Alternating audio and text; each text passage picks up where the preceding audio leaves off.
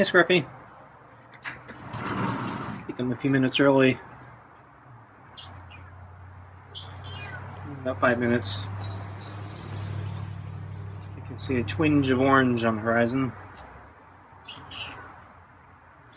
So another nice day.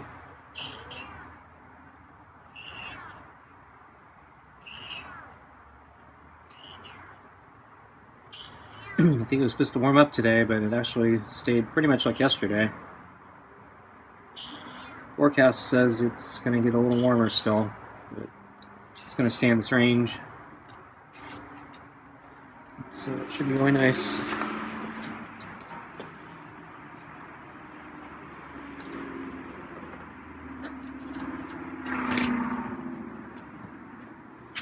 Okay, let's get the food on the table. Get the glove. Limp slowly.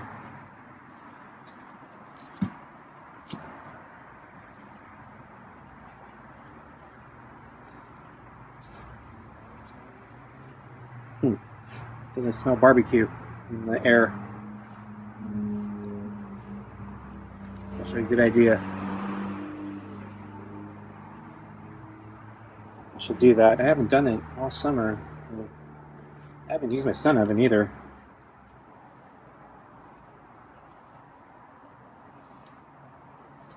I just got a call from the guy who's going to fix my roof. He said he's going to come in 2 days. Bright and early. So, so hopefully he'll get it all fixed. Not sure how to test it other than running the garden hose on the roof.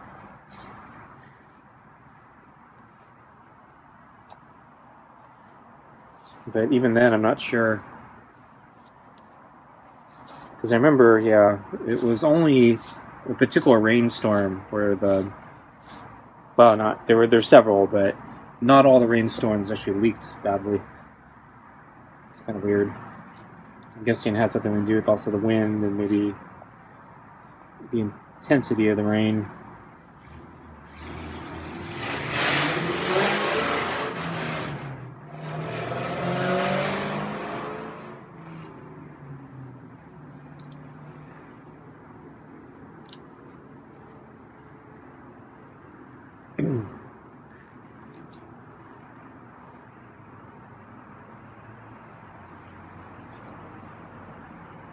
So I gotta make sure I can get up early enough for him.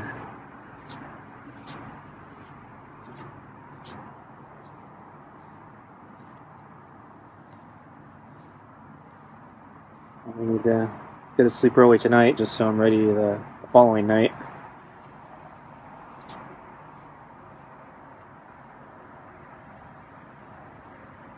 So we're running a little late today, though. I'm on time for dinner. I was thinking of cooking something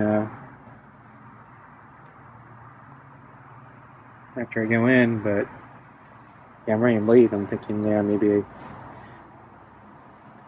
I need to take a shortcut, find something else to eat that's really fast.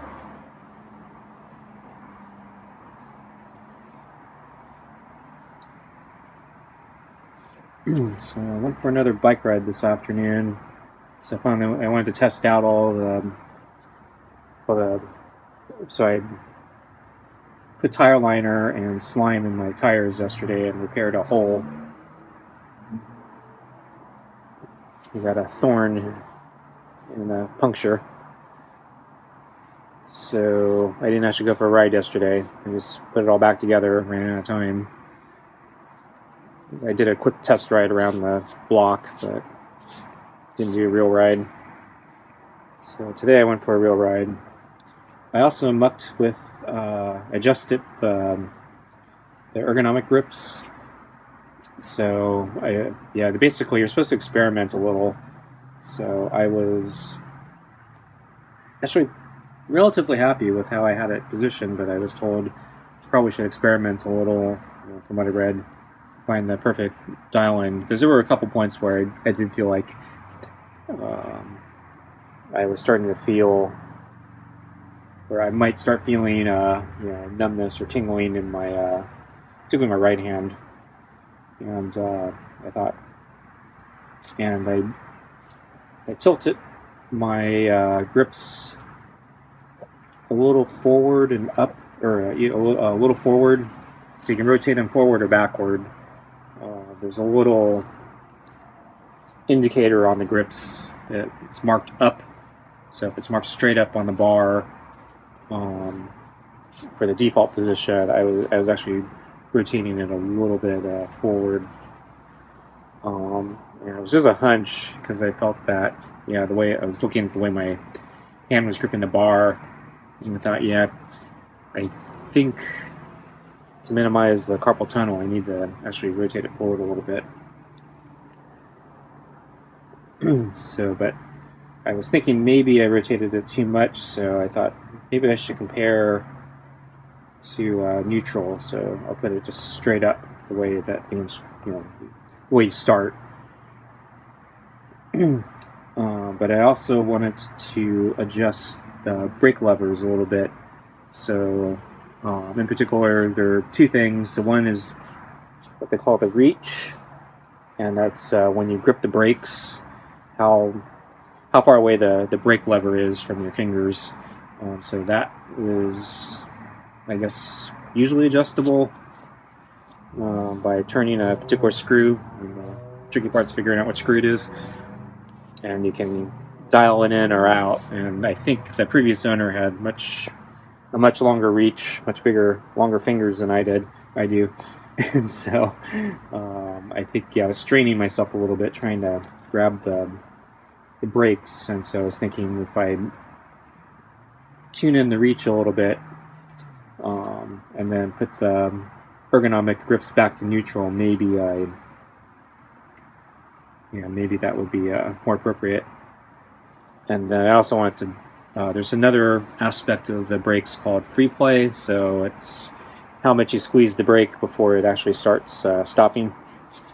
And some people so you don't want it to be able to hit the handlebar by squeezing. You want to stop before the lever hits the handlebar, but anywhere in between, I guess, is okay and subject to preference. I like it very sensitive, so I don't like to have to squeeze much, partly because the carpal tunnel, the more I squeeze, the potentially more uncomfortable things get for me. So I like them very sensitive, where I don't have to squeeze them very much, and they start braking hard. So I thought maybe doing that would help too. So I made those adjustments, and I went for my ride, and I did notice on my right hand a couple times, I was starting to get a slight tingling on my fingers. So I think I need to forward rotate the grip again. I'm also thinking I may need to rotate the brake. I'm thinking actually forward. So I'm thinking the brake might be rotated too far back, and it's causing me to contort my hand a little bit to try to both grab the grip and then grab the brake. And I think maybe if I roll the brake down a little bit forward, so it's going to rotate down basically, I think maybe that might help. But I'll do that another day. So I think my right hand's worse than my left hand. I didn't seem to have any problems with my left hand today. And I actually learned, I guess, with modern bikes, the front brake is more important than the back brake. So, long time ago, I was always taught it was the other way around. The back brake was more important, because if you slam on the front brake, you might flip over your handlebars and fly off your bike and crash. Nowadays, for some reason, they say all the stopping power is pushed into the front brake, and the back brake doesn't do as much. And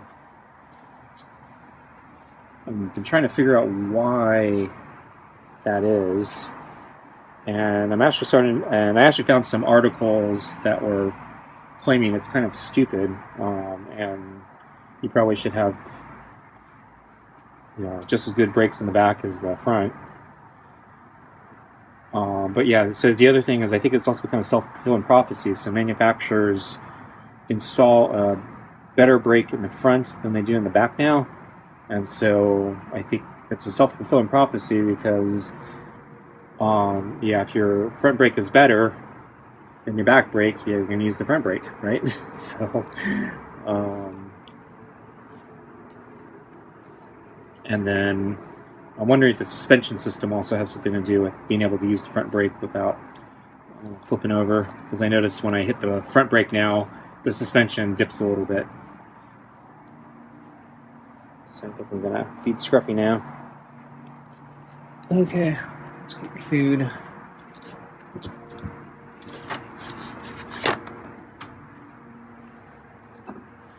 Ready for a brush?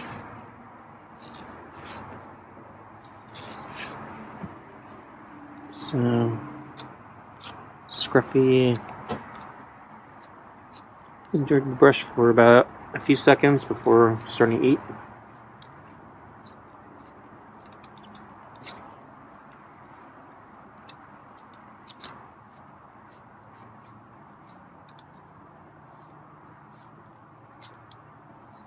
So I think his fur is pretty good today.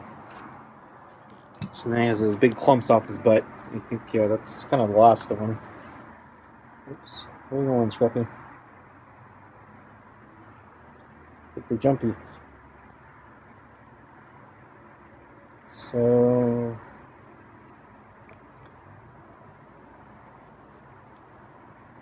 yeah, I can't remember what happened at lunch. I think it was pretty conventional. But yeah, I think he was in front of the door. He moved there, I think, just in time. And, there was one part, I think, where he was drinking the water. So he was mostly done with his meal. He was drinking his water. And then I needed to scratch my eyebrow or something, and Scruffy looked like he got freaked out and was about to run away. And then he stopped and came back. Hey, Scruffy. Moved in front of the door. I saw Scruffy was closer to the chair when I looked out the window. I think he must have heard me back here preparing your food.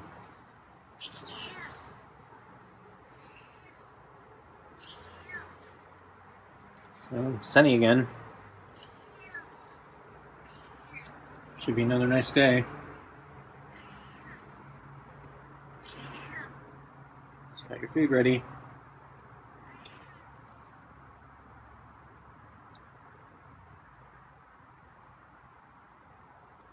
Want to bring out your food now?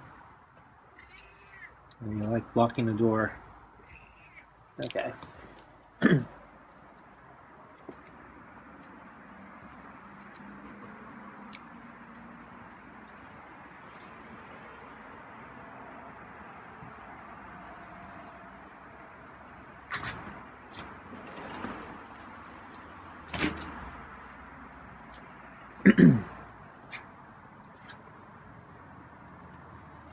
Put the water down.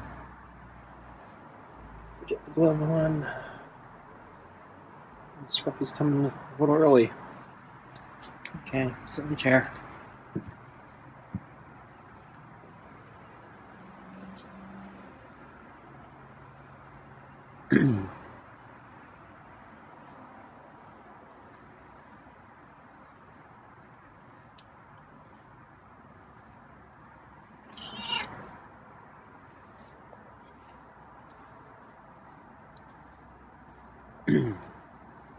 So I'm going to try a little less food today.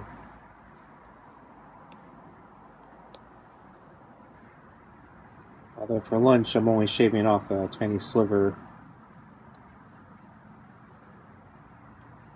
I'll probably cut a little bit more at dinner, but not much.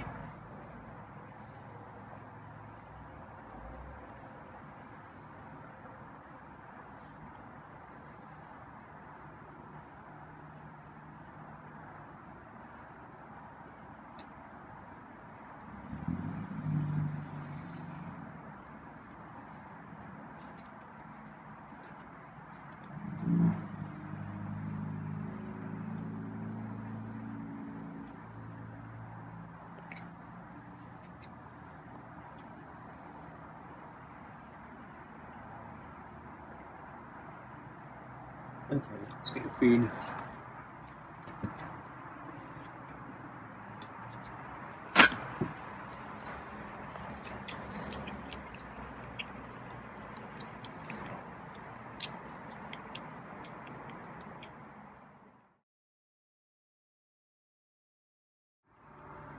Tonight's dinner is, let's see, oh, it's a new can of meaty pate with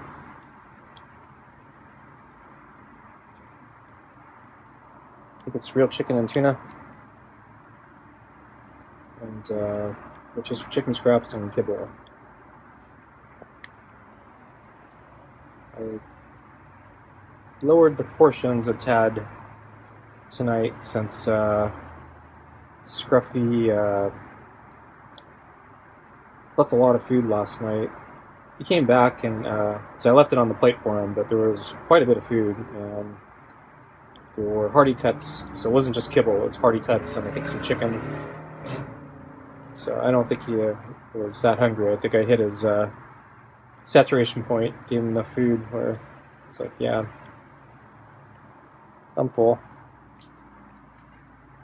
And then when I went back inside, I think he waited an extra minute before coming back. So usually he comes back right when I'm closing the door. I think he waited an extra minute or so. And we did come back, and he did eat, I think, almost all the food. He actually did leave, I think, a couple pieces of something. I couldn't tell in the distance. The hearty cuts and the kibble looked the same from a distance. He just left a couple pieces, but yeah, I think he probably eventually came back and ate the rest, but I think that's an indication, yeah, he doesn't need that much food. So at lunch today, I cut back the portion just by a sliver, not a big amount, but just a sliver amount, just to see. And then I cut tonight's dinner a little more than a sliver, but I'm gonna see how he does tonight.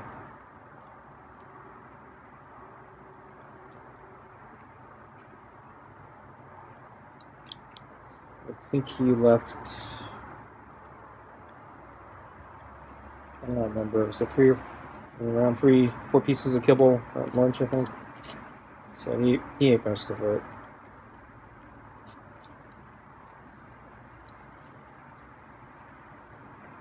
I think the bigger thing for him is he'd rather not have to deal with the balls and the bowl.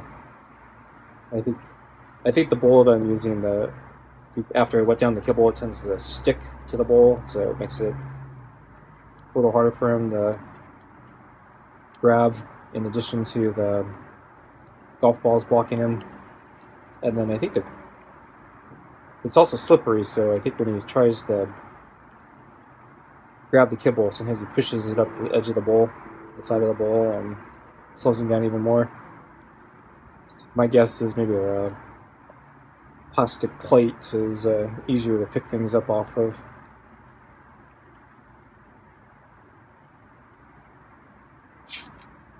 So, Scruffy's eating. There's still a lot of food left. Smooth the balls.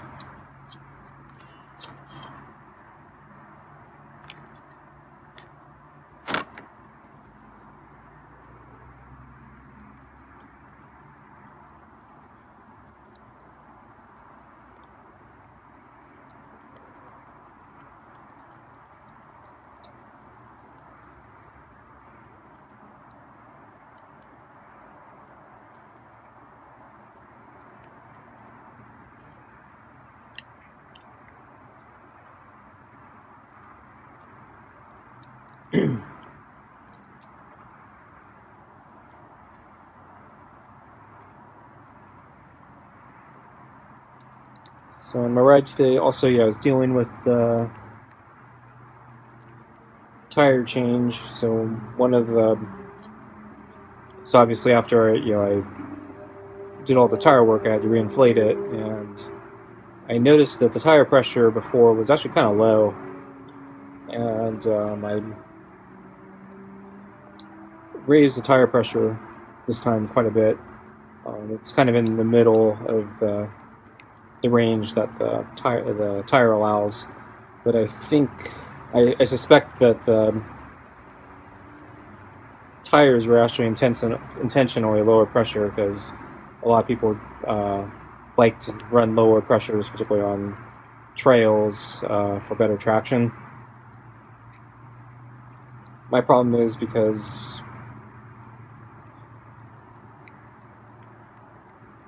half my route is basically on streets to get to the park, and then once I'm actually in the park, I'm on trails, and then when I leave the park, I'm on the street again. And so on streets, it's better to have the higher pressure, and so I have a hard time finding a happy medium. And so I did notice on the trails today, yeah, I was losing some traction. Okay, folks, Scruffy still left quite a bit of food. Not as much as last night.